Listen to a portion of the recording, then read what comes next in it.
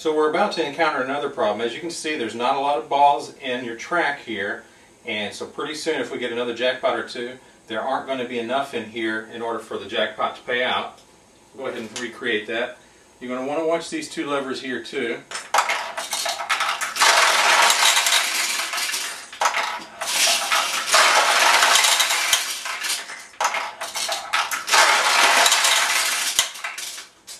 Okay, so there's not enough balls going through these tracks to hold these levers up.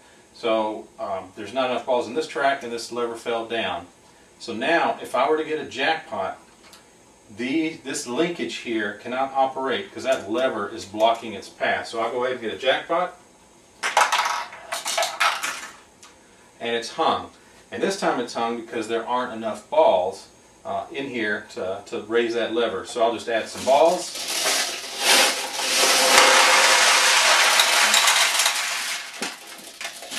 And the jackpot paid out.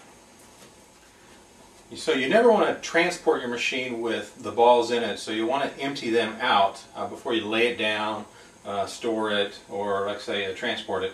So the way you do that is that lever that we looked at earlier here, we're going to slide that over, or you can actually activate with this, and then all the balls that are up here will drain through this chute down into a bucket below.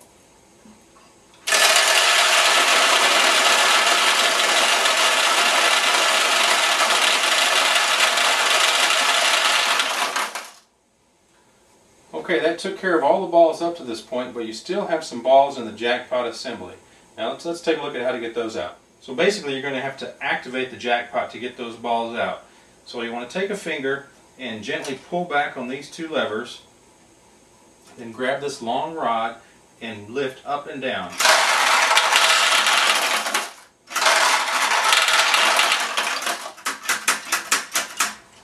And then you just want to give a little tug on that white part right there, make sure there's no balls. Okay. Now to open the playfield door on these machines, it's pretty finicky. Here's a loop here, and basically what you're going to do is you're going to lift up on this loop, and there's a couple of pins here, and it's going to push the door open. So I lift up, and it doesn't want to push it all the way, so you're going to have to grab it with your hand and pull it open. And those two pins are, there's one right here, there's one right here. I'm going to go ahead and pop them out so you can see right there. You can see it turning. So now when I close the door, you need to make sure they're straight up and down like this and not like this. So if they're like that, you won't be able to close the door. So make sure you lift up hard on that loop and back until they're pointing straight down. Then pull the door shut using two hands, squeeze right where those latches are until it pops into place. These machines were mounted in the walls in pachinko parlors in Japan, so the attendants would use a key here to open the machine, and they would swing this open so they could work on it.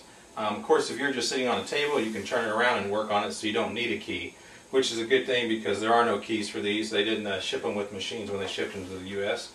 However, if you were to mount this in a cabinet, you could still operate without a key.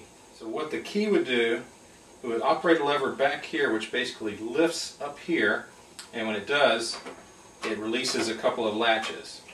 Here's a latch up here. There's also another one at the bottom. Take a look at that again. So with the latches released, you then could swing the machine open from the frame. So if you do have this in a cabinet, you could take off those latches and then you could freely swing it open, or you could drill a hole in the side of the cabinet so you could reach your finger in and activate this lever. After you've received a lot of jackpots, your tray here will fill up. To empty the balls out of this tray into your receiving tray, you'll just press this red knob, you'll slide it over to the left. And as you do, the balls should flow from here to here. If they don't, they could be stuck because of the weight of the balls, in which case just take a finger, stick it in there, and loosen the weight of the balls so they start flowing.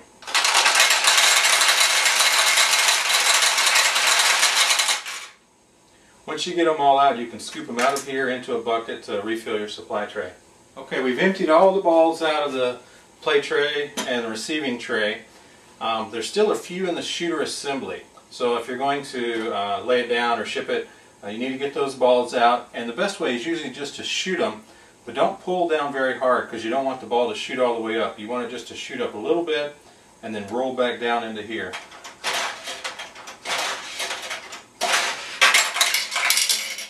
So you just keep doing that.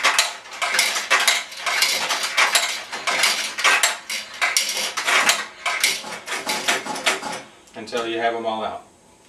Okay, that concludes this quick start guide. We sure hope you enjoy your machine.